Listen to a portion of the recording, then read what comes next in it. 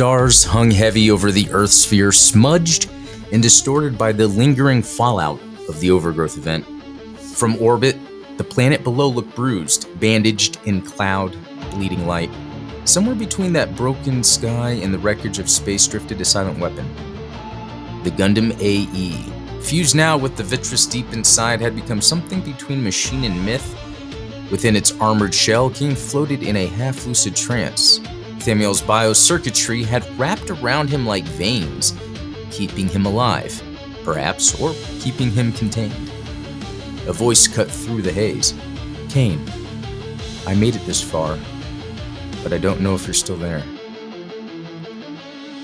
Elira's signal had reached him at last.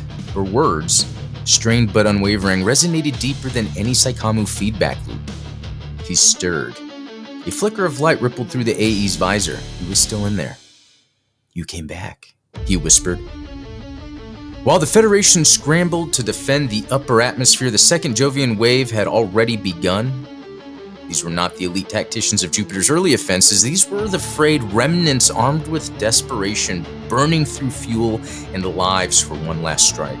Their mobile suits came in erratic patterns, loaded with unstable munitions and suicidal charge commands. They weren't coming to win, they were coming to end everything. But they weren't alone. From the far end of the combat zone, new contacts appeared. Sleek ships with Jovian signatures, but moving in organized formations. Their colors bore no allegiance to the remnants.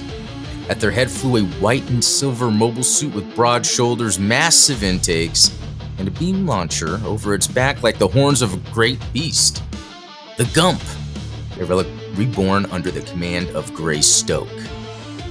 The former Jovian ace turned dissenter, Greystoke had long been considered lost in the war's chaos. Yet here he was, with a fleet of his own, intercepting his former comrades with surgical precision. "This fight is over," Greystoke broadcast to both sides. "The Jupiter you knew died with your commanders. We're here for peace, not conquest." The Gump deployed its forward drones in rapid succession, swatting aside incoming warheads while providing cover fire to exposed Federation units. For a moment, even the Gundam AE remained still, watching. And then quietly, its comm systems cracked open, a channel formed. Her voice came through, not filtered through encryption mission data or Federation alerts, just her. Kane and Elira spoke for the first time since it all began. There was no time to say everything, but somehow, nothing needed to be said. They spoke not of tactics or philosophy, but of memories, ones they'd tried to forget.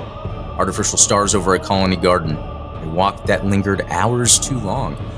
The unspoken promise they'd once made. If we ever got out, we'd go back to Earth. Not to fight, to live. "Still dreaming of Earth?" she asked. "Only with you," Kane answered. But dreams had to wait. The AE and the Gump launched together into the fray.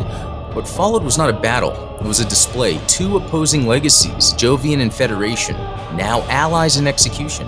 The AE moved like a ghost wrapped in fire, its energy manipulating debris into weapons. The Gump, its movements fluid and defiant, broke apart a Jovian dreadnought with kinetic spin maneuver and rode its remains through the line of enemy reinforcements. Within minutes, the tide had turned. What was left of the Jovian remnants fled or was destroyed. The silence that followed was sharp, punctuated only by breath and static. Then the AE shifted. Without warning, it turned its beam emitter toward Greystoke. The old pilot barely had time to raise his shield before the AE fired, a blinding arc slicing across the battlefield.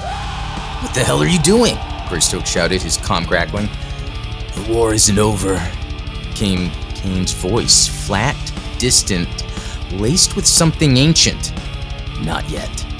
From deep within the AE's frame, the Thamiel's roots stirred. The machine began absorbing scattered energy from the battlefield, dead suits, broken hulls, latent reactors. Its frame pulsed with psychic light.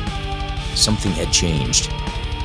Elira watched in horror. This wasn't just a betrayal, it was a shift in the order of things. The AE rose, fully awakened, its form burning like a cursed star. Gump hovered opposite it, damaged but defiant, and then